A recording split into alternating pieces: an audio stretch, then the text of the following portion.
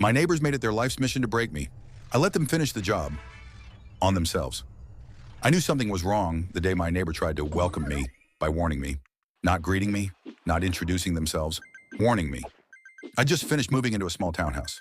Nothing fancy. Quiet area. HOA, sure, but nothing extreme. I was unloading boxes when the woman next door leaned over the fence and said, "Just so you know, we don't tolerate troublemakers here." I laughed awkwardly. Thought she was joking. She wasn't. That was the first red flag. I ignored it. I shouldn't have. Phase 1, the petty stuff. The first few weeks were just annoying. Notes on my door. Your footsteps are too loud.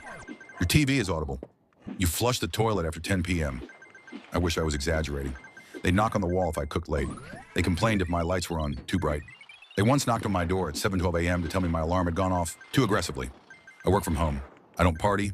I don't blast music. I don't have guests over. Still, the complaints kept coming. I tried to be polite.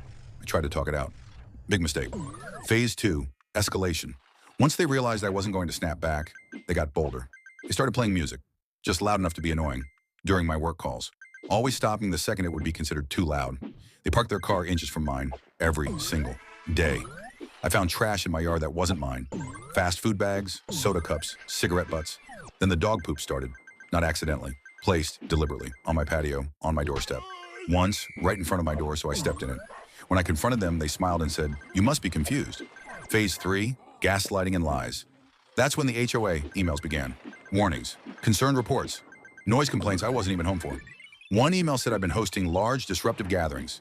Another claimed I'd yelled threats at neighbors. I was stunned. I replied calmly, explained, asked for clarification. The HOA responded with, "We've received multiple reports." Multiple. From who? You already know. Phase 4, social sabotage. They didn't just want me gone, they wanted me isolated. They told neighbors I was unstable, that I'd snapped before, that they were afraid for their safety. I noticed people avoiding me, whispering, looking away. One neighbor quietly pulled me aside and said, "Hey, I don't want drama, but are you okay?" That's when I realized this wasn't random. It was a campaign. Phase 5, the breaking point. The final straw came on a Tuesday. I was in a meeting when police knocked on my door. Someone had reported a domestic disturbance. Screaming, threats, violence. I was alone, sitting at my desk. The officers were polite, but firm. And my neighbors, watching, smiling, from their window. That night, I didn't sleep. I stopped trying to survive. I started preparing. Phase 6, documentation. I installed cameras, door, patio, windows. I recorded audio logs, saved emails, screenshotted every note. I logged dates, times, patterns, and that's when I noticed something strange. The HOA emails weren't normal. Some had formatting errors. Odd phrasing, signatures that didn't match previous ones. So I checked metadata, and there it was. Emails sent from an IP address that wasn't the HOA's. It was theirs. Phase 7, the big twist. They weren't just complaining. They were impersonating HOA officials, sending fake warnings, forging notices, even issuing fines they hoped I'd pay. Worse, they'd used my address to file complaints against other neighbors, trying to pit everyone against everyone. This wasn't harassment anymore. It was fraud. Phase 8, the trap. I didn't confront them. I waited. At the next HOA meeting, they showed up smug, loud, dramatic. They brought printed evidence of my behavior. I let them speak. Then I stood up. I plugged in a USB.